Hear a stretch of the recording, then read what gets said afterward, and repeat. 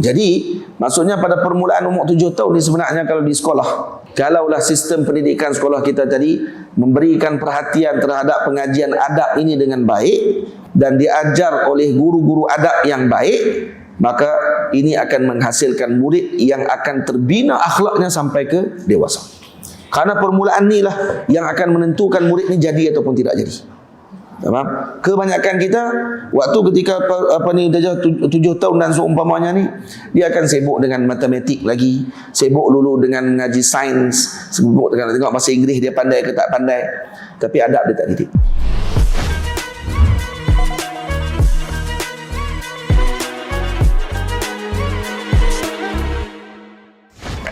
Assalamualaikum warahmatullahi wabarakatuh. Alhamdulillahi rabbil alamin. Wassalatu wassalamu ala asyrafil mursalin Sayyidina wa nabiyyina Muhammad ibn Abdullah Rasulil Amin wa ala alihi wa ashabihi wa man tabi'ahum bi ihsanin ila yaumiddin. Subhanaka la ilma lana illa ma 'allamtana innaka antal alimul hakim. Rabbi shrah li sadri wa yassir li amri wahlul 'uqdatam min lisani yafqahu qawli. Rabbi yassir wa la tu'assir, Rabbi tammim bi khair wa ba'd. Saya muliakan lagi saya kasihi Tuan Imam Fadil Ustaz Firdaus hafizahullah taala, para ahli jawatan kuasa bagi Masjid Al-Bushra Lubuk, para guru, para asatizah, para santri, ibu ayah, bapa, kakak-kakak, para hadirin muslimin dan muslimat yang dirahmati Allah Subhanahu wa taala sekalian, yang tidak dapat saya senaraikan dan sebutkan satu persatu tanpa mengurangkan kedudukan tuan-tuan semua di sisi Allah Subhanahu wa taala. Kita panjatkan setinggi syukur kepada Allah Subhanahu wa taala pada pagi ini. InsyaAllah kita akan memulakan pengajian yang pertama bagi kuliah duha di Masjid Al-Bushra menggunakan kitab Isbalul Aman fi Tarjamati wa Syarhi Bughiyatil Ikhwan wa Riyadatis Sibyan. Jadi kitab ini adalah merupakan kitab yang dikarang oleh Al-Imam Ar-Ramli rahimahullahu ta'ala. Al-Imam Syihabuddin Ar-Ramli yang merupakan ayah kepada Al-Imam Syamsuddin Ar-Ramli rahimahullah. Dan beliau adalah Syekhul Islam wal Muslimin, murid kepada Al-Imam Zakaria Al-Ansari, Syekhul Islam Zakaria Al-Ansari rahimahullahu ta'ala. Dan Al-Imam Ar-Ramli, keluarga beliau ini adalah keluarga yang agung dan keluarga ilmu yang luar biasa. Dan yughni 'anit ta'rif, cukup sudah memadai untuk kita perkenalkan Al-Imam Syihabuddin Ar-Ramli rahimahullah. Jadi Al-Imam Syihabuddin, minta maaf, saya minta maaf. Karangan ini adalah karangan sahib kepada Bughiyatul Ikhwan. Ini adalah Al-Imam Syihabuddin Ahmad ibn Abi Bakr Az-Zamili Al-Yamani, wal faqih Syekh Saleh Syihabuddin Ahmad bin Abi Bakr Az-Zamili Al-Yamani At-Tihami Asy-Syafi'i. Ini yang seperti yang warid namanya dalam sebahagian nuskah manzumah karangan bagi kitab ini.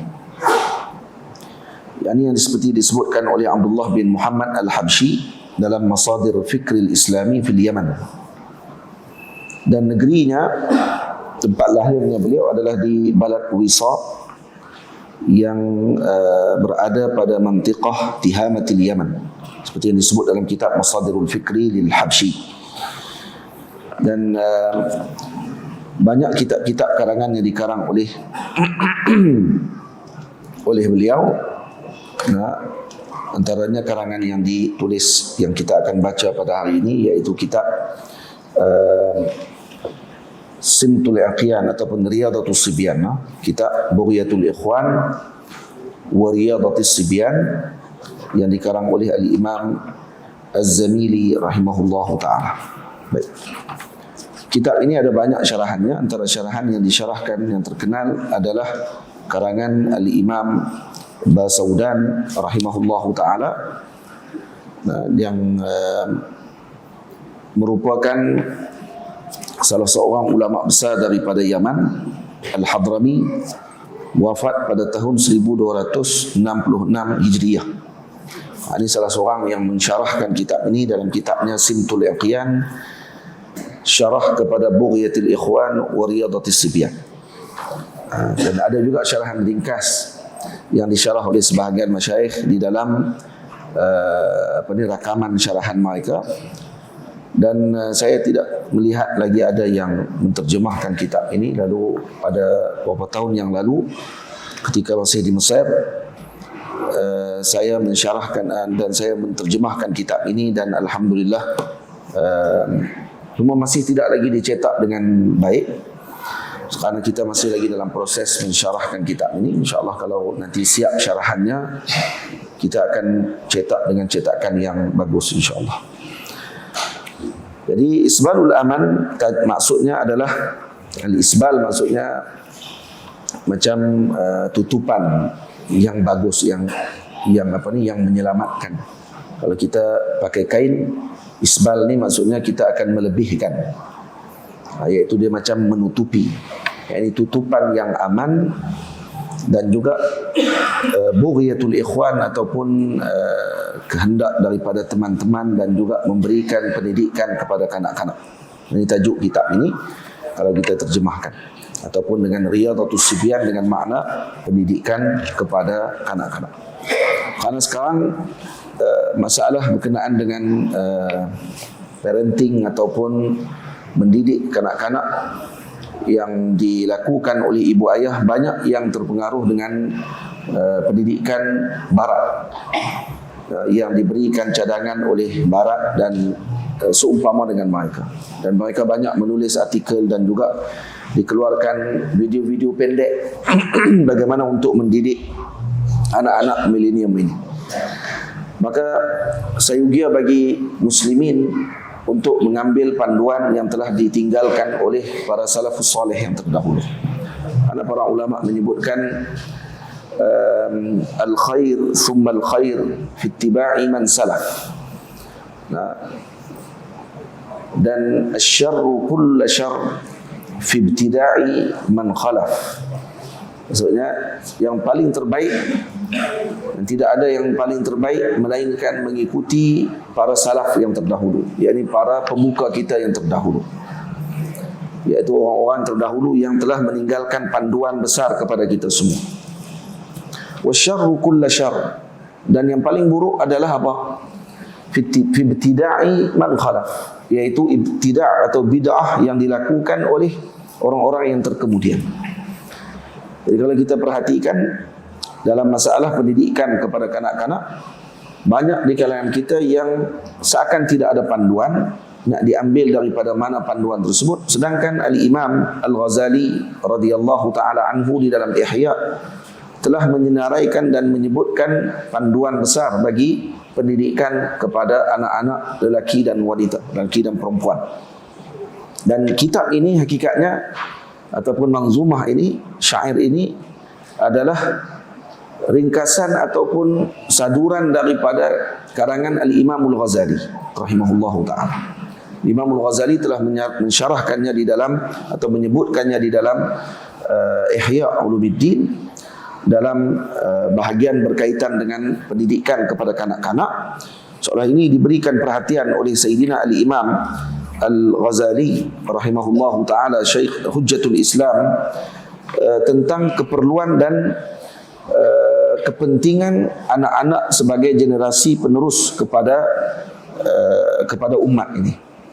Maka Al-Imam Al-Ghazali menyenaraikan dengan lafaz yang ringkas, tapi kemudian disyarahkan oleh para ulama dengan luar biasa dan panjang untuk memberikan perhatian terhadap kepentingan yang disebutkan oleh Sayyidina Al-Imam Al-Ghazali rahimahullahu ta'ala. Jadi kita akan baca ni, maksudnya ini adalah saduran daripada Ihya Ulumuddin. Saduran daripada Ihya Ulumuddin. Baik. Dan kemudian ada sebahagian masyayikh ataupun sebahagian muarrikh ataupun ahli tarikh dan juga membahaskan tentang bagaimana sejarah pendidikan anak-anak pada zaman terdahulu. Saya ada satu kitab yang saya bawa ni. Kitab ni tak ada apa lagi terjemah kitab ni. Kaifa Rabbal Muslimuna Abna'ahum. Kitab ni karangan Muhammad Sya'ban Ayyub. Saya beli lama dah di Mesir dulu. Yang diceritakan di dalam ni tentang bagaimana orang-orang Muslim pada zaman dahulu mendidik anak-anak mereka. Lalu dia bahagikan ikut kepada beberapa fasal. Fasal tarbiyah ataupun pendidikan kanak-kanak pada zaman Nabi dan pada zaman Khulafa Ar-Rasyidin. Yang 4. Bagaimana perhatian dan sejarah mereka memberi perhatian kepada kanak-kanak. Fasal kedua, keindahan tarbiyah pada zaman Khilafah Umayyah. Disenaraikan pula bagaimana sistem pengajian kanak-kanak pada zaman Khilafah Umayyah. Kemudian bahagian ketiga, kelebihan ataupun pembangunan tarbiyah pada zaman Khilafah Abbasiyah. Dicerita pula apa yang berlaku pada waktu tersebut dan ada universiti pada waktu tersebut pada zaman Abbasiyah. Walaupun ada orang kata universiti pada permulaannya di barat tak. Al-Jami'ah yang pertama adalah dalam dunia dibina oleh muslimin. Universiti pertama dalam dunia. Tapi universiti bukan macam universiti lah. Universiti zaman dulu mengaji semua. Universiti zaman lah, dan dia ada pengkhususan lah dalam ilmu. Universiti zaman lah ialah kita bahagi. Yang ni lah kali keluar tak tahu apa. Takdir pun bukan Allah Ta'ala tentu, dia kata. Fasal yang keempat, azamatu tarbiyah fi asril mamluki. Keagungan tarbiyah pada zaman Mamluk. Ini ajaibnya apa ni kata Maulana Syekh Ali Jumaah tentang pendidikan ataupun ketamadunan dalam Islam. Satu-satunya tamadun yang membenarkan dan dibenarkan dalam sejarah dipimpin oleh hamba. Mana ada sejarah hamba memimpin dan diadakan kerajaan menjadi pemimpin besar. Dan ini seolah membenarkan apa yang disebutkan oleh Nabi SAW, wa in ta'ammara 'abdun habasyi, walaupun kamu dipimpin oleh hamba Habsyi. Dan ada juga disebut dalam hadis yang menyebutkan bahawa mereka akan menjadi pemimpin di kalangan hamba-hamba dan seumpamanya. Dan ini ada Asrul Mamluki. Dan ini asr ataupun zaman yang sangat gagah dan agung, dan mereka juga mengambil berat tentang pendidikan, iaitu pendidikan kanak-kanak diberikan perhatian secara khusus, malah ditambah ada tarbiyah askariyah, ditambah dengan pendidikan keaskaran. Maksudnya menjadi askar bagi para muslimin pada waktu tersebut, dididik juga dengan sistem askar, iaitu menjadi tentera. Sistem ketenteraan yang luar biasa pada zaman tersebut. Mamluk, kerajaan yang gagah dan kuat yang tidak mampu dipecahkan pada waktu tersebut. Fasal yang kelima, dia cerita berkenaan dengan sihrut tarbiyati fi maghribi wal andalus. Dia kata tarbiyah yang terpana pada zaman Maghrib dan juga pada zaman Andalus. Ini disenaraikan pula bagaimana sistem pendidikan pada waktu tersebut dan berakhir di situ. Jadi kajiannya di situ. Dan kita tidak, kalau kata boleh disambung lagi kajian tersebut, bagaimana pendidikan di sebelah timur, bagaimana di tempat-tempat kita ni dididik kanak-kanak dan seumpamanya, kalau ditulis itu lebih memberikan manfaat yang besar. Jadi ini panduan besar saya rasa, kaifa rabbal muslimuna abna'ahum. Dan dilihat, kalau kata saya baca balik kitab ni secara umumnya, kita akan lihat permulaan pendidikan bagi kanak-kanak adalah dengan bahasa. Dimulakan dengan bahasa, dan ada satu kisah yang mana salah seorang khalifah mendengar seorang budak ketika ditanya soalan kepadanya, maka dijawab dengan bahasa yang sangat indah. Lalu ditanya, siapa yang didik kamu bahasa ni? Maka terus ditukar muaddib ataupun guru yang mengajar anak-anak khalifah di istana, ditukar terus dengan guru yang mengajar budak tadi. Kenapa? Karena bahasa budak tu lebih bagus daripada guru yang mengajar di istana. Guru yang mengajar di istana pada zaman dulu digelar muaddib, iaitu yang memberikan ta'dib, mengajarkan adab kepada anak-anak khalifah. Dan yang dipentingkan oleh mereka pada waktu itu adalah bahasa. Dan kita tidak ambil berat tentang masalah itu sekarang. Nah, kita tak ambil berat masalah bahasa. Kan bahasa Arab saja, bahasa Melayu. Betul, anak-anak kita kalau kita tengok sibuk dengan game, sibuk dengan permainan, kemudian diatur pula, diajak pula untuk maki hamun orang, dan waktu main game tadi kalah, dia akan maki kawannya, dan di sekolah pun akan bincang cara makian, dan kemudian pakai apa ni, macam tu yang berlaku. Dan akhirnya anak-anak jadi apa?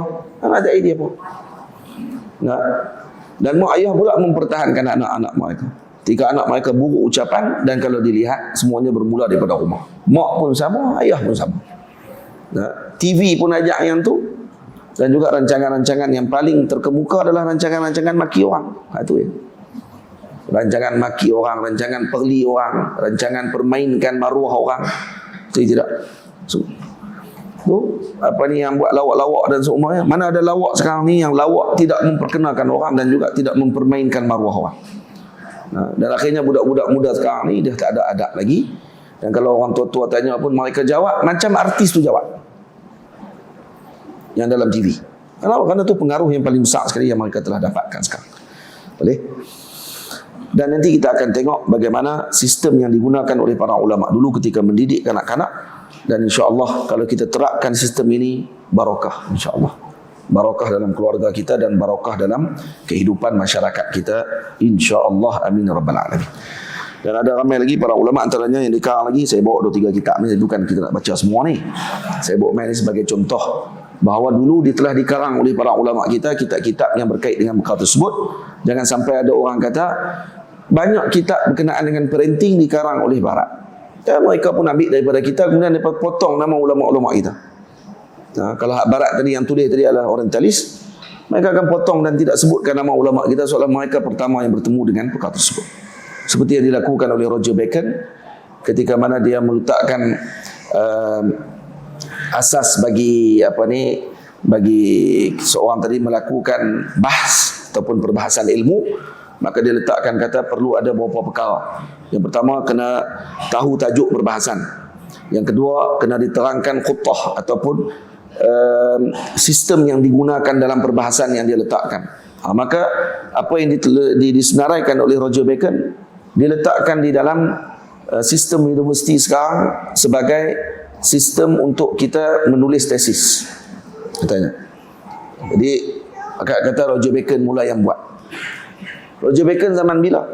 Al-Imam Nawawi sebelum tu lagi, Al-Imam Al-Ghazali sebelum tu lagi, Al-Imam Al-Bukhari sebelum tu lagi dah tulis dah bagaimana Quttatul Bahas. Baca dalam Arba'in Nawawi saja kita pun dah tengok dah bagaimana para masyayikh kita yang terdahulu, ulama-ulama kita terdahulu telah meletakkan Quttatul Bahas dalam karangan. Dia akan telah meletak mula-mula. Kenapa saya karang kitab ni? Arba'in Nawawiyah. Kalau buka dalam mukaddimah akan tengok kenapa saya karang kitab ni. Kata Imam Nawawi, kerana saya melihat ramai ulama yang mengarang kitab 40 hadis, tapi kesemua mereka mengumpulkan pada maudhu' yang tertentu, tajuk-tajuk tertentu sahaja. 40 hadis jihad, 40 hadis salawat, 40 hadis sekian. Tapi tidak mengumpulkan 40 hadis yang merupakan usul besar dalam agama. Maka saya mengumpulkan tentang perkara tersebut. Kemudian apa yang saya buat? Saya lakukan begini. Saya tidak letakkan sanad, kerana untuk memudahkan hafalan. Saya mengambil kebanyakannya daripada kitab mana? Bukhari dan Muslim. Dan saya letakkan sekian. Itu dipanggil Quttatul Bahas. Dan kemudian Roger Bacon mengaku dia orang pertama yang buat. Nampak tak? Jadi orang kita percaya. Tambah kalau pergi ke barat pula, yang dia punya kiblat dia barat saja. Apa-apa sikit barat. Tandah pun di barat paling cantik. Pergilah ke mana masjid pun dia kata mesti di Eropah lagi lawa. Sampai boleh baca buku dalam tu. Siapa suruh pergi baca buku dalam Yaman? Kita pun heran. Dia tadi Jepun dia kata tandah, oh, Masya Allah, lawa lah. Tak ada lagi lah tempat kita macam tu. Pergi ke Jepun pula. Tapi memang sungguh pula. Nah, banyak juga lah tempat kita pun macam tu pun. Nah, jamban tu kalau buat macam tak mau buat. Dia tak. Nah. Tapi Encik Bushra dah lah telah mengubah sistem tu, insya-Allah. Satu lagi di pondok saya, insya-Allah.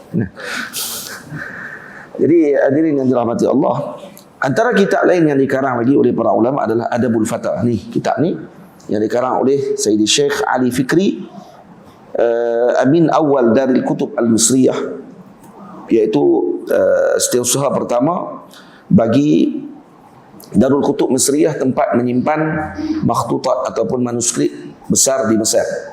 Ini Amin Awal ataupun pemegang amanah pertama yang menjaga tempat tersebut, iaitu Syekh Ali Fikri.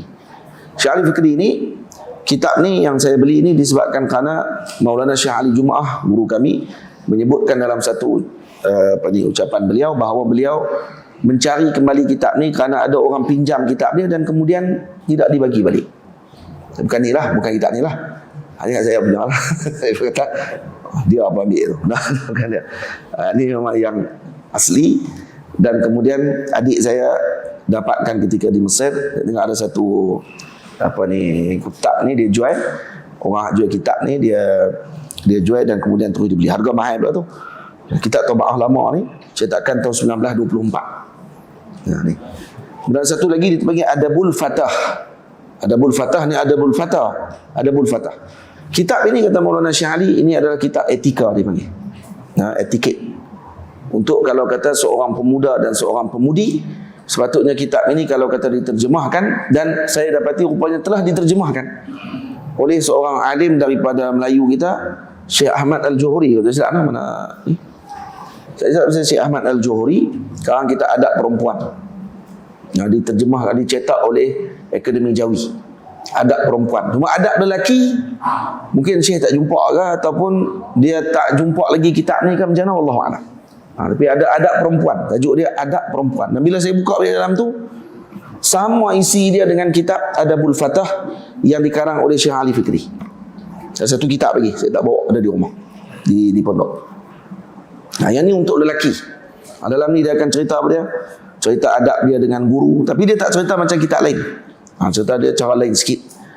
Kemudian dia cerita adab dia dengan mak ayah, adab dengan kawan-kawan, adab dengan adik-beradik, adab dengan sekolah, adab di sekolah, kemudian adab ketika mana nak baca kitab, adab ketika menulis, adab ketika bersama dengan nazir madrasah yang jaga madrasah tu, jaga, ada adab untuk memilih kawan, adab untuk adab wajah. Adab wajah apa ada? Adab wajah apa dia? Contohnya, ketahuilah wahai anakku, annal wajha mir'atun nafsi. Wajah itu adalah cerminan bagi diri. Wa dalilun ala syafaqatil qalbi. Bukti kepada kebeningan hati dan juga kekerasannya. Faliyakun hay'ata wajhika muwafaqatan lil ahwali. Dia kata hendaklah wajah kamu bersesuaian dengan hal kamu pada waktu tersebut. Jadi nak kena ada solek juga. Kena bagi segak sikit. Jangan berserabut, berserabai. Janggut sampai tak sama. Lepas tu apa dia lagi? Dia kata untuk jaga, antaranya apa dia? Antara adab wajah apa dia? Selain daripada kita bersegak tadi, mata qatabta ahadan fala tuhawwil nazaraka min jihatin ila ukhra. Ketika kamu bercakap dengan orang, ni adab wajah. Ketika bercakap dengan orang, jangan pusing kot lain mata kamu. Tengok kat dia waktu kamu bercakap. Orang lain ada macam tu. Ni handset kat tangan. Duk pergi kat kedai makan 30 orang pun atas meja. Semua pakai handset waktu tu. Tapi sambil duduk sembang. Lagi lawak lagi pakai duk main game, kawan tu duduk depan dia. Lepas tu pakai lawan maki.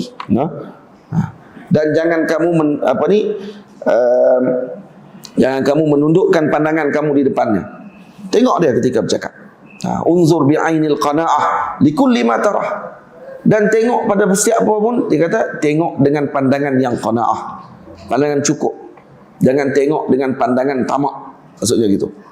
Wa in ra'aita an inda ahadin min ni'amillah ma laysa indak fala tahsudhu. Kalau kamu tengok orang lain dapat nikmat Allah yang tidak kamu dapatkan, jangan kamu hasad ala hadhihi ni'mah. Tengok dia ajak adab. Adab apa ni? Adab wajah. Wajah maksudnya nak kena jaga ni mata kita, mulut kita. Dan di mulut pula ada adab mulut pula. Last sekali dia akan sebut Apa dia adab apa?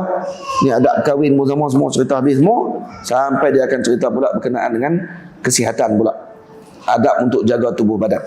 Nak jaga mata macam mana dengan kesihatan mata, nak jaga mulut macam mana kesihatan mulut, nak jaga hidung macam mana kesihatan hidung, nak jaga telinga macam mana dengan kesihatan telinga dan pendengaran, nak jaga perut macam mana pendengaran kesihatan perut dan seluruhnya.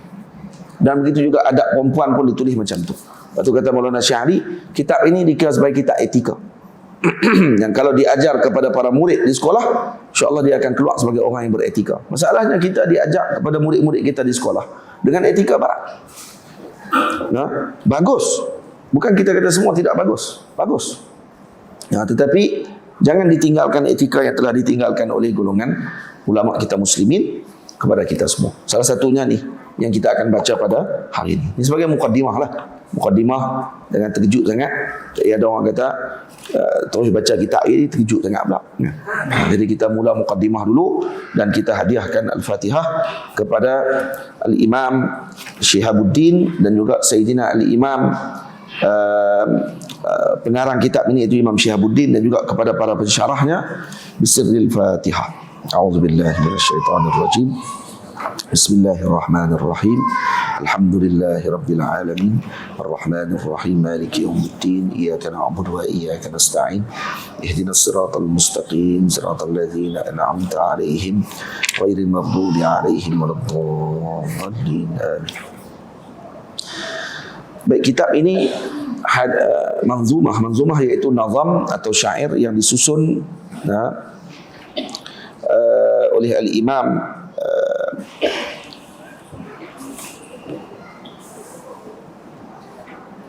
kalau kita ikut dengan al-Imam, sebab apa yang saya sebut tadi kata Imam Ramli. Kenapa? Ada orang kata takkan Syekh dah terjemah kitab ni lama baru tahu kata yang tulis orang lain. Tak, kerana al-Imam Basaudan rahimahullah yang mensyarahkan kitab ini, yang tajuk kitabnya Simtul Aqiyan fi syarhi Bughyatil Ikhwan wa Ridhatis Sibyan. Kitab ni ada di tangan saya. Ketika dalam syarahan beliau dia kata apa? Dia kata fahadha syarhun latifun ala manzumati Syekhul Imam Syekhul Islam wa sadril a'immatil ulama'il a'lam Al-Jamal Muhammad ibn al-Imam Ahmad bin Hamzah al-Ramli al-Ansari al-Misri al-musammah Bughyatul Ikhwan fi Riyadatis Sibyan. Beliau sendiri yang sebut pensyarah kitab ini iaitu Al-Imam Basaudan mengatakan bahawa kitab ini disyarah atau ditulis oleh Al-Imam Ar-Ramli rahimahullah. Dia sendiri sebut macam tu. Kemudian yang mentahqiq kitab ini iaitu Dr. Muhammad bin Abi Bakr Bazib. Dia kata apa? Dalam muqaddimah tahqiq dia kata sebenarnya ketika dikaji balik manzumah ini bukan karangan Al-Imam Ar-Ramli, tapi karangan Al-Imam Syihabuddin Ahmad Az-Zanili, bukan Ramli kata beliau. Kalau tu yang berlaku sedikit kekeliruan, bukannya Imam Ar-Ramli rahimahullahu ta'ala. Itu yang kita bacakan tadi pada permulaan. Baik, kitab ini ada 110 bait. Bait itu maknanya rangkap. 110 rangkap syair. Yang kita akan bacakan setiap bulan. Sebulan sekali kita bertemu, tengoklah banyak mana kita akan baca, sekadar yang kita mampu, dan yang pentingnya manfaat dalam bacaan yang telah kita bacakan tersebut. Baik. Jadi saya dah syarahkan tadi secara umumnya tentang masalah pendidikan dan kitab-kitab yang ditulis oleh para ulama khusus berkenaan dengan pendidikan kanak-kanak dan parenting. Ada juga beberapa orang minta kepada saya untuk bahas tentang parenting secara khusus.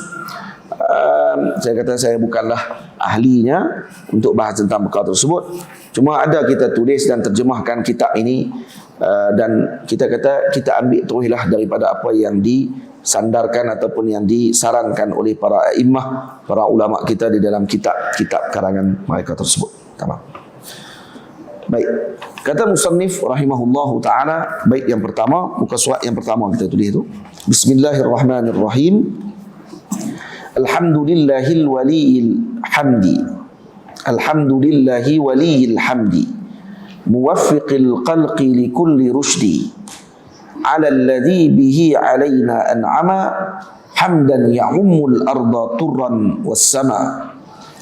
Segala puji bagi Allah Ta'ala yang merupakan sebaik-baik pengatur pujian. Muwaffiqil khalqi li kulli rushdi, yang memberi taufik kepada makhluknya pada segala jalan kebaikan. Alal ladzi, pujian itu juga bihi alaina an'ama, adalah ke atas segala yang dikurniakan kepada kita. Hamdan ya'ummu li ardi turran wa sama, pujian yang meliputi bumi dan langit seluruhnya. Kepada siapa ni? Kepada Nabi kita Muhammad sallallahu alaihi wa alihi wasallam. Tamam?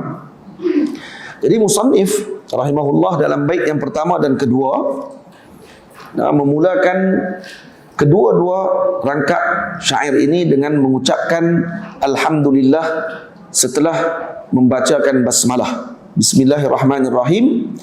Itu juga ditulis oleh musannif sebagai mengikuti apa yang disebutkan oleh Allah di dalam Al-Quran Al-Azim.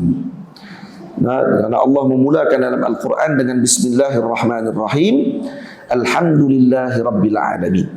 Jadi maka musannif dan para ulama memulakan dengan demikian, dan ini disebut dalam bahasa para ulama dipanggil dengan muqaddimah al-haqiqiyah dan muqaddimah al-idhafiyah. Kedua-duanya muqaddimah. Apa beza muqaddimah al-haqiqiyah dan muqaddimah al-idhafiyah? Muqaddimah al-haqiqiyah dengan muqaddimah al-idhafiyah. Apa muqaddimah al-haqiqiyah?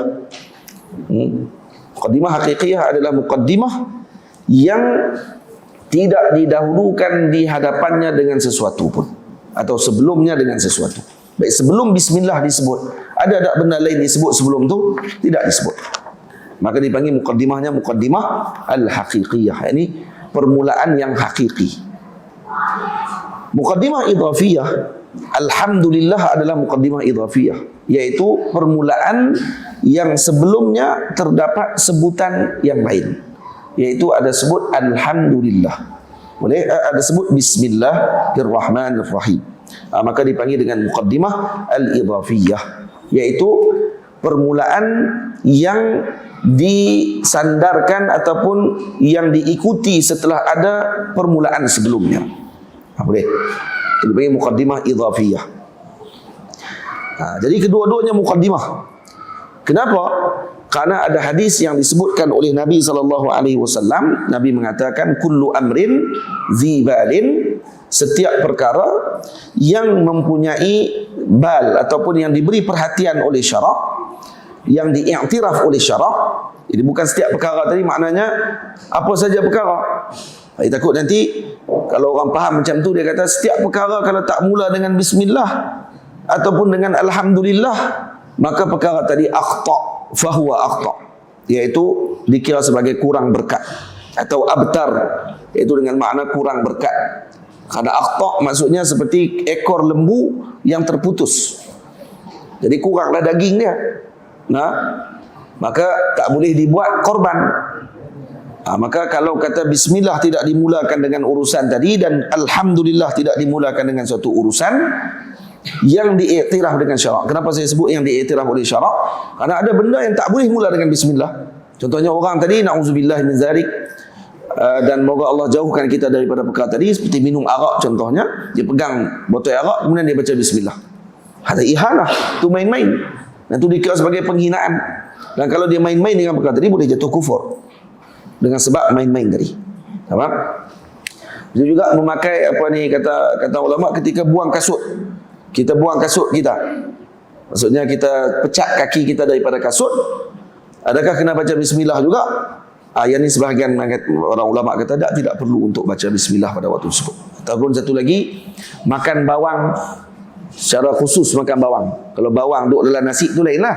Ni bawang tu ambil sengaja, ambil bawang ni, bawang ni dia panggil. Bawang ni pada bawang yang mentah, bukan bawang goreng. Dia ambil bawang mentah, dan bawang mentah ni busuk. Nah, tak lagi kalau kata bawang putih ke dan seumpamanya yang mentah. Dan makruh kita datang ke masjid dalam keadaan masih berbau mulut pada waktu tersebut, kita ambil dan baca bismillah waktu itu untuk makan bawang tadi. Maka hukumnya makruh. Makruhnya li zatih. Nah, makruh li zatih dalam bahagian itu. Baik, itu semua dalam bahagian usul fiqh. Baik. Jadi setiap perkara yang diberi perhatian oleh syarak kalau tak mula dengan bismillah dan tidak dimulakan dengan alhamdulillah, karena hadis sebut kullu amrin zibalin la yubda'u fihi bi bismillahirrahmanirrahim atau bi bismillah, wa fi riwayatin bilhamdulillah atau bilhamdilillah, boleh baca dua-dua. Kalau baca bilhamdu dengan makna hikayah, fahuwa akhta, wa fi riwayah fahuwa abtar, iaitu dengan makna qalilul barakah, kurang berkatnya. Kalau kata tak baca bismillah dengan tak baca alhamdulillah. Baik. Ada seorang perempuan selalu baca bismillah. Apa saja dia buat baca bismillah. Dia pegang dulu baca bismillah. Bismillahirrahmanirrahim. Pegang. Tak. Bismillahirrahmanirrahim. Angkat apapun bismillahirrahmanirrahim. Buat apa saja bismillahirrahmanirrahim. Dan sampai tok laki dia tension. Laki dia geram. Kata dia baca bismillah ya ni. Oh, ada orang jenis tu orang. Dia tak boleh dengar. Orang cakap baik dia tak boleh baca bismillah. Bukan kata kat dia pun. Bukan kata laki aku bodoh, laki aku bangang. Tak. Dah. Baca bismillah. Dia tak boleh dengar. Dia tak aku geram tu dia ni. Sikit bismillah, sikit bismillah. Bismillah, bismillah banyak kali tak apa dia tak. Satu hari dia bagi duit kepada bini dia. Satu uncang emas. Duit mah. Dia kata ambil duit ni, tolong simpan bagi elok. Saya nak balik esok, kata dia. Kalau bini dia pun ambil bismillah. Bini kan kalau ambil kan bismillah. Bismillahirrahmanirrahim. Kemudian dia pun pergi ke dapur. Pergi ke dapur, buka bekah untuk nak simpan, disimpan dapur orang tu dulu. Duit simpan kat dapur. Jadi buka bekah. Macam buka bekah, bismillahirrahmanirrahim. Ambil duit tadi, bismillahirrahmanirrahim. Letak bismillahirrahmanirrahim. Yang lelaki duk akulah dia ni. Berapa kali bismillah dia baca tadi? 4 kali baca. Buka bismillah, letak bismillah, tutup balik bismillah. Selesai bismillah. Malam tu lelaki dia ambil duit tu, lempar dalam bedang. Dia kata, tengok. Aku itu kata macam mana pun memang dia kena esok. Esok pagi tok lelaki kata dekat bini dia. Dia kata, tolong pergi ambil duit yang saya bagi kat kamu semua sebab mana semalam. Tolong pergi ambil balik. Dia kata, hilang jaga. Hilang jaga. Dia kata. Bini dia pun tak ada syak apa-apa. Terus pergi ke dapur. Macam biasa. Bismillahirrahmanirrahim. Bismillahirrahmanirrahim. Bawa keluar duit tadi. Kemudian bismillahirrahmanirrahim, tutup balik. Pergi kat lelaki. Abang, bismillahirrahmanirrahim. Baik. Tok lelaki pegang duit basah semuanya. Hak semalam lempak dalam bendang, seolah-olah bini dia tadi masa celup bismillah tu, celup dalam bendang hak dia lempak malam ni. Bawa keluar balik dan basah duit tu semuanya. Pengsan lelaki duk tu. Sudah. Hak ni barakah bismillah. Jangan tinggal ibu. Masak nasi bismillahirrahmanirrahim. Bubuh dalam periuk bismillahirrahmanirrahim. Baru anak semua jadi soleh insya-Allah. Dengan berkat bismillahirrahmanirrahim. Faham? Baca, jangan tak baca. Ini yang cerita kata ada seorang tok guru mengajak atas pondok, kata bismillahirrahmanirrahim ni berkat. Dan ada ditulis oleh para ulama kalau ditulis 21 kali bismillah, kalau dibaca bismillah 21 kali sebelum tidur, akan dijaga kita daripada segala perkara yang tidak baik pada malam tersebut. Kalau ada ulat ke, kalau ada kalajengking ke, kalau ada lipan bara ke, insya-Allah tidak akan mudaratkan. Dan tidak akan dimudaratkan anak-anak kita. Contohnya sagi semut masuk dalam telinga ke, insya-Allah tidak masuk. Baca dekat anak kita. Bismillah 21 kali baca. Ada yang tulis bismillah banyak. Pada hari tertentu ditulis. Yang ni Pak Wahabi marah lah ni kan. Biar pergi ke depa lah tu. Baik, jadi salah satunya seorang tok guru ni kata kalau baca bismillah dengan yakin, katanya boleh jalan tahiyat pun boleh, dia kata. Satu hari ada anak murid, diceritakan kepada atuk guru, kata ada seorang anak murid ni memang dia boleh jalan tahiyat. Tok guru tanya, hang beramai apa sampai boleh jalan tahiyat tu? Hak tok guru cerita dia. Tok guru tahu macam bismillah, yakin, dia kata lintah sungai. Saya lintah. Tok guru tapi tunjuk tengok. Dia pun pergi duduk kat tepi sungai, baca dengan yakin bismillahirrahmanirrahim, lintah jalan atas sungai. Masya-Allah. Tok guru pun try, tenggelam awal lagi. Tok guru ajak dia tak yakin. Dia beza orang ajak dengan orang yakin ni, dengan hak yang mengaji mana dia yakin hak tu cakap, dengan hak yang duk bercakap dia pun tak yakin dia cakap apa. Ni tak boleh, dia kena yakin. Bismillahirrahmanirrahim. Tadi berlaku kisah tu macam tu. Kisah tu ada banyak versi. Yang saya ambil ini dalam sebahagian kitab yang dikarang oleh para ulama, dan satu lagi diceritakan kata isteri tadi dikenakan oleh suami dia dengan diletakkan ular di dalam bekas tempat makanan diletakkan. Jadi bila si suami minta untuk isteri tadi masak makanan, ketika isteri tadi lakukan macam tadi juga, bismillahirrahmanirrahim, diselup tangan dia dalam tu ada ular. Dan bila diselup bismillah, bini dia menjerit. Maka dia kata, kena dah. Weh, ni lelaki jenis apa ni, no? Tak ular pun suruh ketik bini ke, dengar bini macam bismillah ya. Maka dia celup-celup tangan dia menjerit. Dia pun kata, kena dah. Dia pergi tengok dapak, bini dia bukan menjerit takut, menjerit gembira. Kenapa? Kerana ada mah dalam tu bentuk ular. Faham? Jadi patung ular mah. Kerana barakah bismillah. Jangan tinggal bismillah. Bismillah ni barakah yang agung. Faham? Barakah yang agung. Ketika Allah tidak mulakan itu dalam Al-Quran. Ini kanz, perbendaharaan yang agung yang ditulis oleh para ulama kelebihan-kelebihannya. Baik. Alhamdulillahi waliyil hamdi. Jadi musannif memulakan dan mensifatkan dengan apa ni, Allah Subhanahu wa taala disebut dengan waliyul hamd. Waliyul hamd dengan saya sebut di sini dengan merupakan sebaik-baik pengatur pujian. Dan disifatkan Allah dengan wali karena Allah Subhanahu wa taala adalah waliyu. Wali maksudnya yang apa? Yang menguasai, yang mentarbiyah. Mutawalli, muwali, muhibb, yang mencintai man waffaqahum lihamdih. Allah mencintai sesiapa yang diberi taufik oleh Allah untuk memuji Allah Subhanahu wa taala. Muwaffiqil khalqi likulli rusdi. Faham? Muwaffiqil khalqi likulli rusdi, yang memberi taufik kepada makhluknya pada segala jalan kebaikan. Bab taufik ni panjang. Saya ada syarah dalam YouTube, kalau tak salah saya ada perbahasan yang khusus tentang taufik saja 1 jam saya syarah. Maksud taufik. Anda boleh tengok balik di situ. Kalau syarah balik di sini lagi tak habis, tak masuk kitab kita. Syarah tentang taufik saja. Apa beza taufik dengan quzlan atau khizlan? Yang ini dibahas dalam kitab tauhid panjang lebar oleh para ulama, dan apa perbezaan di antara yang disebutkan oleh Al-Imam Abu Hasan Al-Asy'ari dengan Sayyidi Al-Imam Al-Haramain tentang masalah taufik. Nanti ada dalam perbahasan itu, saya ada sebut dalam YouTube panjang lebar perbahasannya. Ya. Dan alladzi bihi alaina an'ama. Maksudnya pujian itu juga adalah ke atas segala yang dikurniakan kepada kita. Kepada kita tu siapa? Kepada kita golongan mukminin dan muslimin yang mentauhidkan Allah Subhanahu wa taala.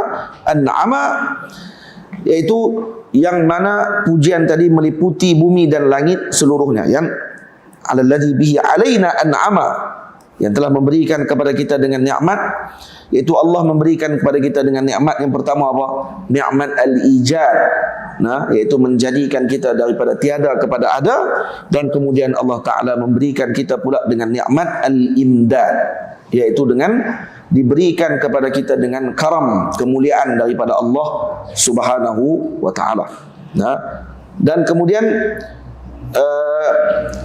setelahnya Allah Ta'ala memberikan pula kepada kita dengan nikmat al-Islam. Dan ia adalah merupakan ajallun ni'am, seagung-agung nikmat yang Allah Ta'ala kurnia adalah nikmat Islam yang Allah Ta'ala kurniakan kepada kita semua. Kalau tak kerana itu kita tak berkumpul di sini pada hari ini. Summa salatu ba'da ma qulna bihi. Tu.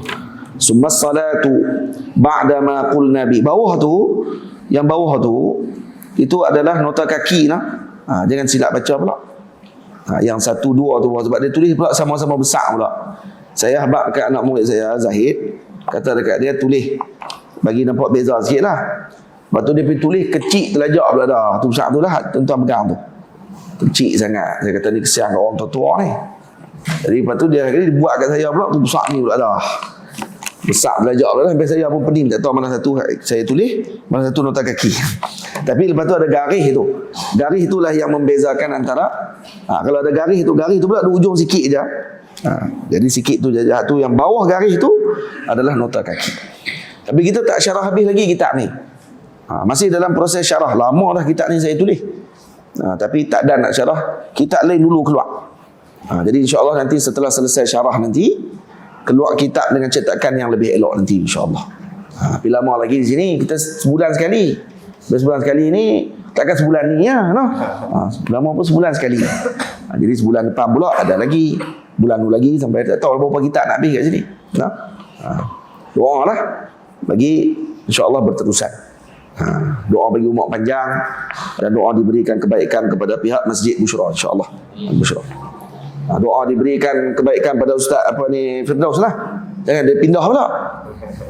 Pindah lain lagi masjid itu tumbuh sawang. Baik. Kemudian selawat dan salam kepada Nabi SAW ni bab selawat pula.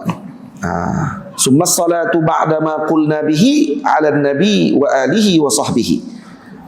Kemudian ucapan selawat setelah ucapan pujian yang telah kami ucapkan. 'Ala nabi, ke atas baginda ahli keluarga, atas baginda Nabi sallallahu alaihi wasallam, ahli keluarga dan para sahabat baginda sallallahu alaihi wa alihi wasallam. Jadi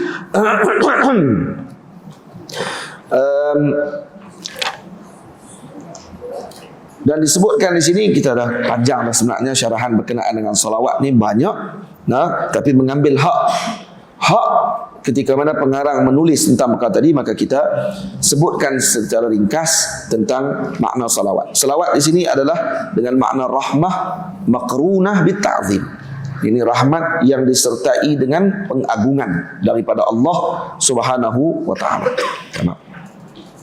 Karena selawat ni berbeza, karena bila disebut dalam Al-Quran, innallaha wa malaikatahu yusalluna 'alan nabi ya ayyuhalladzina amanu sallu 'alaihi wa sallimu taslima. Maka selawat daripada Allah berbeza daripada selawat malaikat kepada Nabi, dan berbeza dengan selawat kita kepada Nabi sallallahu alaihi wasallam. Selawat Allah kepada malaikat kepada Nabi itu berbeza malaikat dengan Nabi. Sebab tu bila dibaca ayat tadi innallaha wa malaikatahu yusalluna 'alan nabi, maka para ulama kata itu bukan ada musyarakah pada salawat tadi. Takut orang faham innallaha wa malaikatahu yusalluna ay yusallunahum. Hum tadi apa dia? Allah dan malaikat. Tak. Kata ulama tidak macam tu. Takdirnya ayat tadi kena takdir. Takdir daripada innallaha yusalli wal malaikatu, innallaha yusalli wal malaikata yusalluna. Jadi Allah yusalli bi salatillah wal malaikah yusalluna bi salatihim. Malaikat berselawat dengan selawat mereka pula. Allah berselawat dengan selawatnya Allah. Selawat Allah bagaimana? Ar-Rahmah. Dengan Allah menurunkan rahmat dan memberikan limpahan rahmat kepada junjungan besar yang disertakan dengan ta'zim daripada Allah. Ini selawat Allah kepada Nabi. Dan kemudian bila disyarahkan oleh al-Imam, kalau disyarahkan oleh al-Imam Basaudan dengan syarah dengan rahmah maqrunah bitta'zim, maka dia hanya berpada dengan selawat yang dikhususkan kepada Allah. Jadi dah dia kata kepada Allah saja. Sebab selawat yang kita selawat kepada Nabi adalah selawat untuk doa. Dan selawat tadi adalah untuk kita sebenarnya. Kita selawat kepada Nabi, dan Nabi SAW akan kata, Nabi kata apa? Man salla alayya wahidatan sallallahu alaihi asyra. Siapa selawat kepadanya satu kali, maka Allah berselawat kepadanya, iaitu diturunkan rahmat kepadanya 10 kali. Semua satu rahmat daripada Allah sudah memadai untuk hamba tadi masuk ke dalam syurga. Bagaimana dengan 10? Agak-agak. Kalau satu saja sudah memadai dengan rahmatnya Allah untuk hamba tadi mendapatkan kebaikan.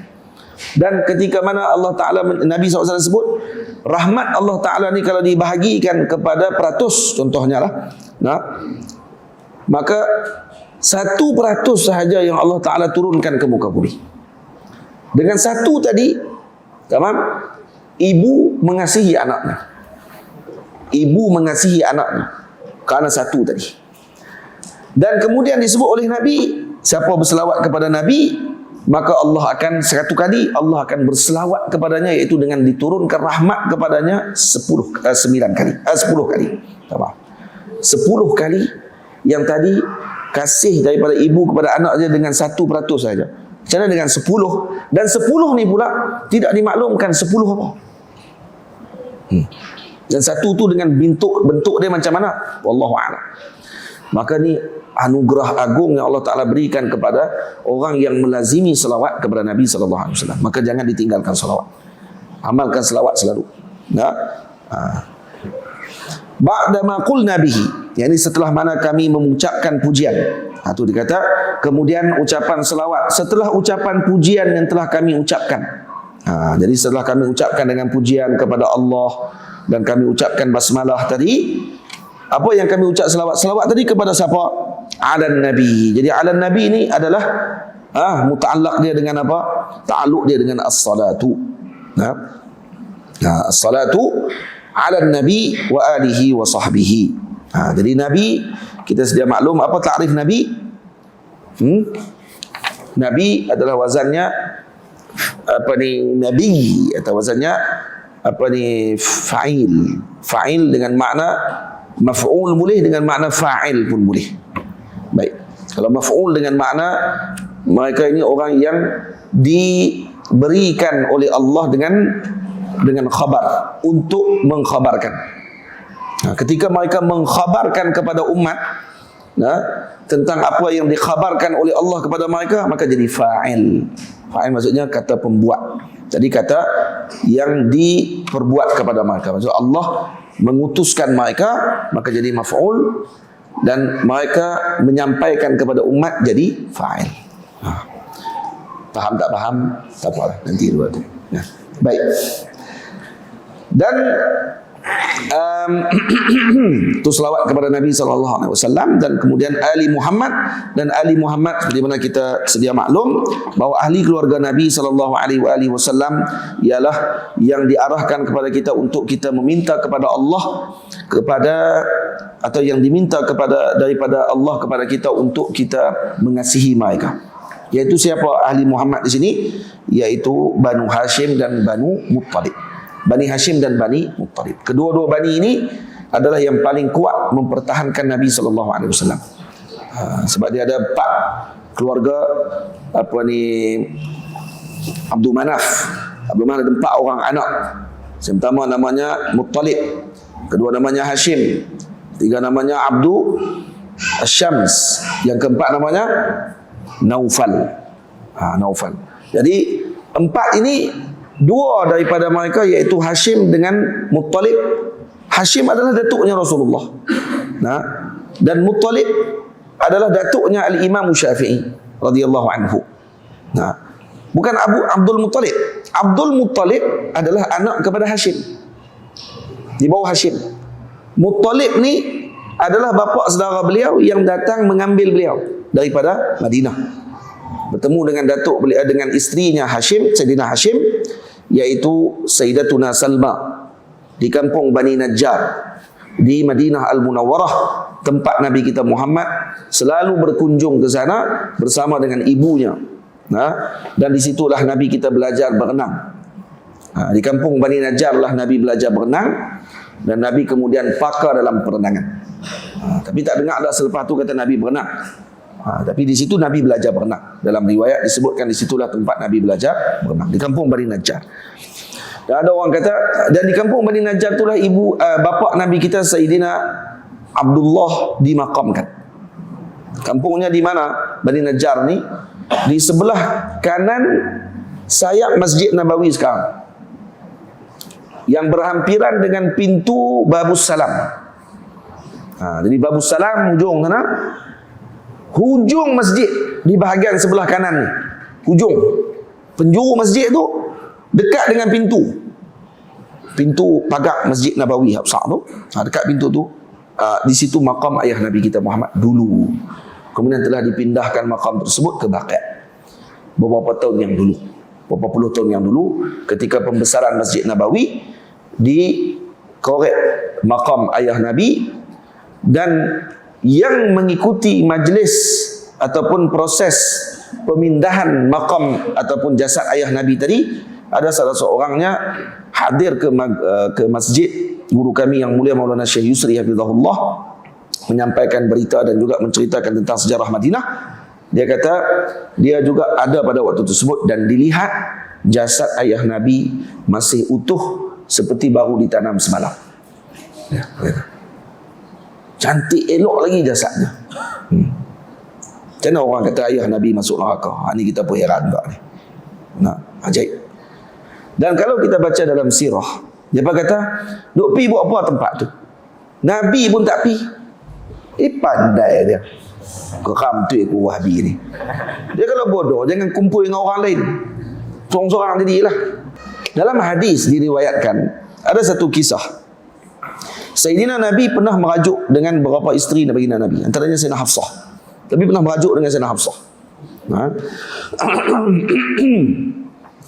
Bila merajuk dengan Sayyidina Hafsah, baginda Nabi SAW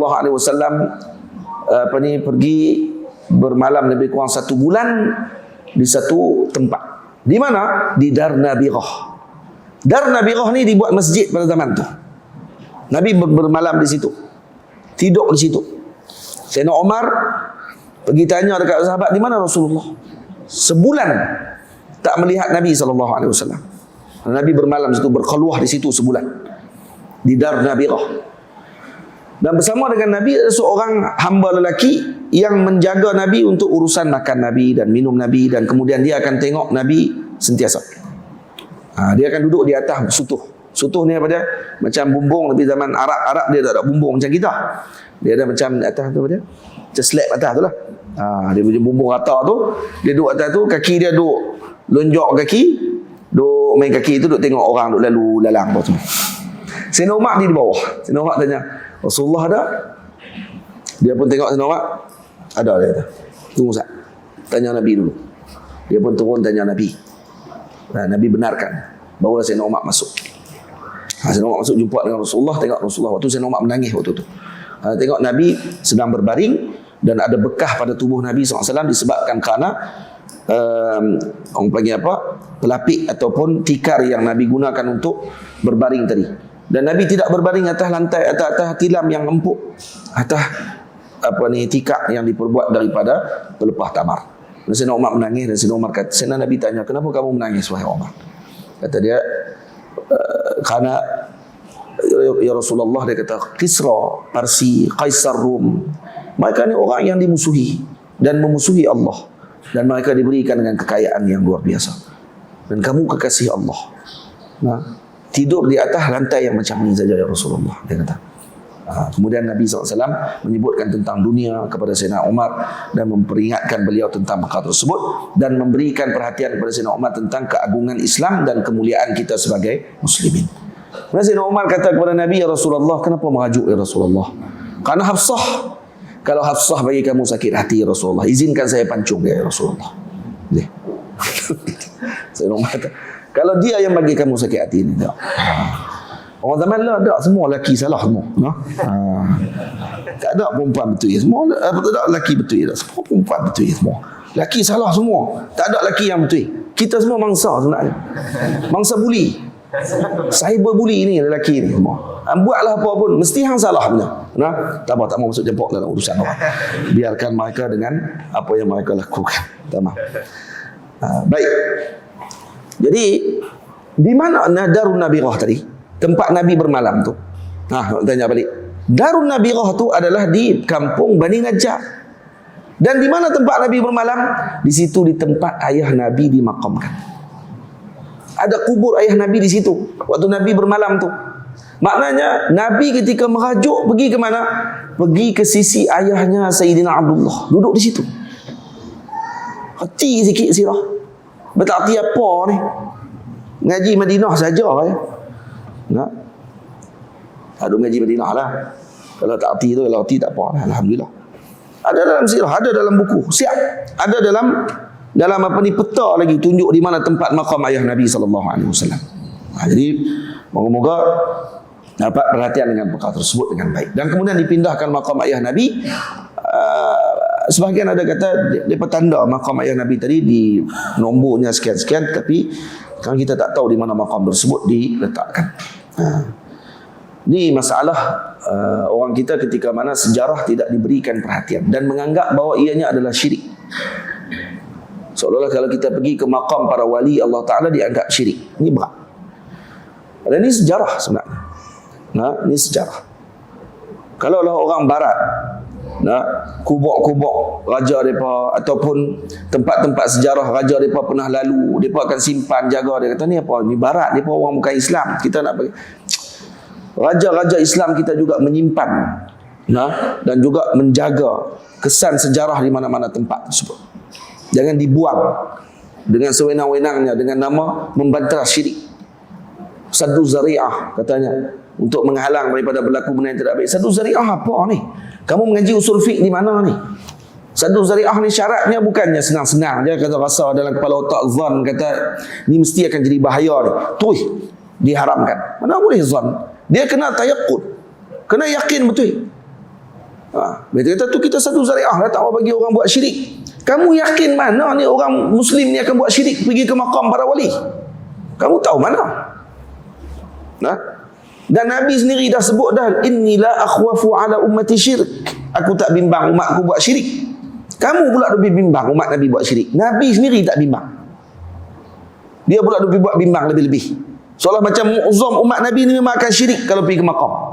La ilaha illallah. Masalah tawassul, masalah istighasah, semua itu masalah-masalah yang berlaku perbincangan di kalangan ulama, dan berlaku perbincangan dan kemudian telah mendapat persetujuan daripada kebanyakan para ulama bahawa ianya adalah perkara yang diharuskan. Tiba-tiba mai satu kelompok kata kena saddu zari'ah, benda ni bahaya, haram, takut dia jadi bahaya, orang berkat buat syirik semua. Syirik apa? Nah. Di kampung saya ada satu batu. Batu ni dulu ada seorang wali Allah Ta'ala pernah semayang atas batu tu. Nama Syekh Yasin batu tu. Saya pernah post gambar dalam Facebook. Kata batu ni duduk di masjid kami. Masjid lama Pedu, Tomplu. Batu tu dia pembuh cat lah batu tu. Kami masa sekolah dulu, masa duduk mengaji petang-petang dulu ni, batu tu diletak kat depan. Kadang-kadang Tok Guru duduk atas batu tu, kadang-kadang budak-budak pun duduk main atas batu tu. Saya disimpan batu tu kerana untuk memperingati Syekh Yasin yang merupakan wali Allah Ta'ala datang daripada Fatani. Kalau dia datang daripada Fatani tu, dia bergerak, orang panggil ashabul khutuah. Mai 1, 2, 3 tapak je sampai dah ke Pedu. Siapa ikut belakang dia sampai juga ke Pedu. Jadi batu tu disimpan kerana dia pernah tengok dia semayang selalu di atas batu tu ketika nak datang ke Pedu. Batu tu dalam hutan dulu ni. Kemudian dibawa balik oleh orang kampung mai ke Pedu. Ada juga mangkuk-mangkuk duk pergi komen dengan tu, dia kata apa ni, oi bahaya ni batu tu, jenis orang pergi sembah pula. Apa pergi sembahnya ni? Tak ada lagi orang Pedu pergi sembah batu zakat ni. 20 tahun dah batu tu duk ada, tak ada lagi zakat ni pergi buat pemujaan pula di atas batu tu. Tak ada lagi. Hang duk bimbang apa ni? Pedu tu ada pondok saya. Kalau ada syirik kat situ, saya akan lawan dulu. Dia kata dia pun buat syirik, kepala otak dia. Dia kata kita buat syirik. Astagfirullah. Wah, ni masalah betul Wahabi ni. Lepas tu kena jaga betul-betul di Masjid Busyra. Yang pertama, jangan bagi masuk Wahabi. Yang kedua, jangan bagi ada AJK Wahabi. Itu ya. Nanti jadi masalah nanti kepada masyarakat. Dia akan rosakkan umat ni. Rosak. Jadilah. Kat mana lagi kita nak cakap macam tu? Kat tempat lain, kat negeri dia pun tak boleh. Negeri mana? Tak tahu. Tak sebut. Ada halang. Cakap kat sini. Negeri Kedah. Negeri Ahli Sunnah. Tak itu. Boleh. Boleh tahu tu. Tagline. Baik. Wa ba'du. Ni. 2.5 dah. Sikit lagi saya berhenti. 5 minit saya berhenti. Kita baca wa ba'du, kita berhenti. Jadi itu sebulan sekali. Sebulan kali 2 bait dah. Dah lepas ni orang panggil hari ni pemanah saja. Orang panggil apa? Permulaan dia panggil. Permulaan pengajian. Baik, wa ba'du fatta'dibu lis-sibyani min awwalin nashwi atammusyani. Dan selepas mengucapkan pujian dan selawat, maka saya mengatakan, kata Syekh, bait yang keempat, bahawa mendidik kanak-kanak itu min awwalin nashwi, bermula daripada permulaan tamyiznya, itu adalah merupakan sesempurna perkara. Baik, bila kita akan mula mengajar adab kepada anak? Syekh sebut di sini dah, min awwalin nashwi atammasyani, iaitu permulaan mula murid anak tersebut sinnut tamyiz. Bila sinnut tamyiz bila umur tamyiz adalah ketika, kalau ulama sebut nak tahu dhabit bagi tamyiz adalah ketika budak tadi boleh mengenal tangan kanan dan kirinya. Tamyiz. Ataupun dia boleh makan sendiri dan basuh berak sendiri. Tamyiz. Itu salah satu yang paling kuat, yang paling bagus, kata ulama, ketika dia boleh makan sendiri dan dia boleh basuh berak sendiri. Ini dikira sebagai sinun tamyiz. Tapi waktu ni sunat saja kalau kata dia lebih awal. Contoh sebab budak zaman lah mungkin lebih cepat daripada zaman dulu. Sinun tamyiz dia mungkin 5 tahun. Ada budak umur 5 tahun, dia dah boleh makan sendiri dan dia boleh basuh berak sendiri. Maka hukum dia pada mengajar adab kepada budak ni waktu ni sunat hukum dia. Sunat hukum dia waktu tu. Kenapa? Karena dia tidak sampai 7 tahun lagi. Tapi dan wajib tak kita suruh dia semayang waktu tu? Tak wajib. Jadi dia tamyiz dah. Dia dah boleh makan sendiri, dia boleh basuh berak sendiri. Kalau tanya kanan mana, kiri mana, dia boleh angkat. Kanan mana? Kiri. Kanan mana? Kanan mana? Pi. Itu jam. Dia ada ingat lepas kanan mesti kiri. Mak tanya kanan mana? Kanan. Kanan mana? Lepas kanan mesti kiri, dia kata. Padahal kanan balik tadi ni. Angkat belah ni belah dah. Tu dah tak tamyiz lagi. Kalau umur dia 5 tahun waktu tu dan dia boleh beza kanan kiri, dia boleh makan sendiri, boleh basuh berak sendiri, maka wajib tak mak tadi suruh anak tadi semayang? Dalam hadis Nabi kata apa? Nabi kata, muru auladakum bis salati ibna sab'a sinin. Suruh anak kamu semayang umur 7 tahun. Biarkan dia umur 5 tahun dan dia tamyiz. Tak. Kalau dia tamyiz pada umur 5 tahun, tidak wajib suruh lagi untuk dia semayang. Dia bila yang wajib? Ketika umur dia 7 tahun dan dia tamyiz. Syarat dia 7 tahun tamyiz. 7 tahun ni apa dia? 7 tahun qamariyah. 7 tahun qamariyah. 7 tahun hijri. Sebab tu ibu ayah, saya pesan sungguh-sungguh, kira umur anak-anak kita dengan hijri untuk kita tahu hukum taklif. Ramai di kalangan kita duk kira dengan tahun Masihi. Anak dia tahun 2003 beranak. Dia tak kira tahun 1400 berapa anak dia beranak. Lepas tu kalau tanya balik kat pakcik makcik lah ni, umur berapa lah ni? Kalau dia tanya kat kita, umur kita berapa? Kita habaq umur kita dengan tahun hijri. Kadang-kadang dia jadi macam kan tak betul pula. Kalau kita habaq umur kita hijri, umur 41. Dia kata, Ustaz 41 maksudnya tahun 82, 83. Dia tidak, tahun 84 contoh. Baru 39 lah. Orang kira tu macam tak betul kita cakap tadi. Padahal kalau kata umur 84, tahun 84, tarikh lahir hijri dia 1404. 1404. Lah ni 1445. Berapa umur? Berapa? 41. 41 ataupun 40 lebih. Tak itu? Ada rasa muda kan tu kita lah. Tu dia tak mau kira tu. Dia kata kalau kira tu rupanya 40 dah. Kalau kira tu baru 30 lebih aja. 30 lebih lah. Nampak muda sikit dia kata. Tu yang jadi mangsa. Saya berbuli. Baik. Kira tu 7 tahun. Jadi syarat saya bak betul-betul ni. Saya bak bagi ingat elok-elok. 7 tahun tamyiz baru wajib suruh anak kita semayang. Kalau dia umur 7 tahun tapi tak tamyiz, 7 tahun dah umur, tapi dia punya umur macam 3 tahun. Contohnya kena autism. Contoh. Umur 7 tahun dah. Tapi dia tidak tamyiz lagi. Seolah-olah umur dia baru 3 tahun. Waktu tu. Dia terlambat 4 tahun daripada umur sebenar. Maka wajib tak suruh dia semayang? Tak wajib. Maka waktu ketika tu ditunggu dia tamyiz untuk dia disuruh semayang.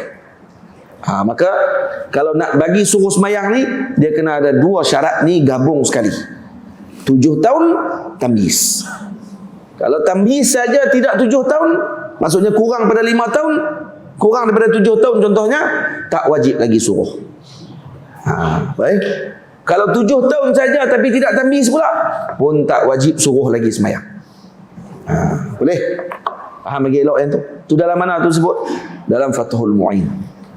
Jelas sebut dalam Fathul Mu'in, sebut jelas-jelas tentang masalah tersebut. Dan kita boleh sebut juga. Bila Fathul Mu'in lebih jelas sebut tentang masalah tadi. Baik. Jadi anak kita ni kita nak kena bagi ajaran adab kepada dia bila min awwalin nashwi atammusyani, setelah mana anak tadi dalam keadaan permulaan tamyiz adalah merupakan sesempurna perkara untuk kita ajarkan adab kepada anak kita. Sebab tu dalam adab ni kata Al-Imam Al-Bukhari rahimahullah, kata Al-Imam Badruddin Husain Al-Ahdal dalam Misbahul Qari bi Syarhil Bukhari, kata beliau yadkhulu fihi ay al-adabi al-adabu ma'allahi ta'ala. Kena ajar adab apa yang waktu ni? Waktu kalau anak kita dah mula sinu tamyiz, ajar adab dia dengan Allah, ajar adab dia dengan Nabi, ajar adab dia dengan Quran, ajar adab dia dengan ilmu, ajar adab dia dengan ulama, ajar adab dia dengan masyayikh, orang tua-tua, ajar adab dia dengan ashab, para teman, ajar adab dia dengan para azwaj. Kalau kata azwaj ni maksudnya dengan isteri-isteri, aulad, anak-anak, talamizah dan juga para murid dan sairil fuqara wal masakin. Ajar semua adab maksudnya. Diajarkan adab-adab tadi kepada anak kita. Jadi maksudnya pada permulaan umur 7 tahun ni sebenarnya kalau di sekolah, kalaulah sistem pendidikan sekolah kita tadi memberikan perhatian terhadap pengajian adab ini dengan baik dan diajar oleh guru-guru adab yang baik, maka ini akan menghasilkan murid yang akan terbina akhlaknya sampai ke dewasa. Karena permulaan ni lah yang akan menentukan murid ni jadi ataupun tidak jadi. Faham? Kebanyakan kita waktu ketika dah 7 tahun dan seumpamanya ni, dia akan sibuk dengan matematik lagi, sibuk dulu dengan ngaji sains, sibuk dengan tengok bahasa Inggeris dia pandai ke tak pandai, tapi adab dia tak didik. Sebab tu kalau anak dia pi buat kerajak dengan orang tua-tua pun dia kata, budak-budak awak jangan lah. Dia kata itu. Budak-budak pada anak 7 tahun dah, 8 tahun dah, pun tak erti lagi nak jalan depan orang tua macam mana, nak salam dengan orang tua macam mana. Kalau pegang handset tu, kalau mak suruh pi salam tu, Tok Wan tu, pi salam dengan Tok Wan. Tak mau. Orang nak handset ni. Tak orang budak-budak macam ni teman lah. Sampai dalam kereta pun duduk macam tu kah? Betul. Boboy awak buat macam tu. Boboy tak boleh buat macam tu. Boboy sampai ketua tu. Naik atas tua sikit lagi jadi boboy. Terbang tu sebelah tu. Hai. Lepas tu boy semua terus panggil lah boboy tu. Tukarlah panggil Abang Long pula. Abang Long kawasan. Panggil Abang Long, panggil Abang Ngoh. Lagi bagus. Kakak panggil Kak Ngoh, Kak Cik. Bagus lagi dia panggil boy. Jangan panggil Bobby je. Atau kalau pergi ke Mesir jadi anjing terus. Anjing di Mesir dia panggil nama khas dia dipanggil adalah Bobby. Anjing nama khas Mesir. Kalau orang panggil Bobby, kalau kata di Malaysia ni orang panggil John. Tapi kalau masuk hutan dia kata, ni sekali jadi John ni. Jadi John tu maksud apa? Jadi anjing. Duk ikan kijang. Jadi John dia panggil. Ni mesti jadi John lagi dia kata. Jadi John, saya lihat ada John. Rupanya nama khas anjing di Malaysia John. Nama khas anjing di Mesir Bobby. Dia ada nama-nama khas. Jangan duk panggil nama tu. Jangan panggil nama tu. Sebab nama tu nama-nama khas yang memalukan.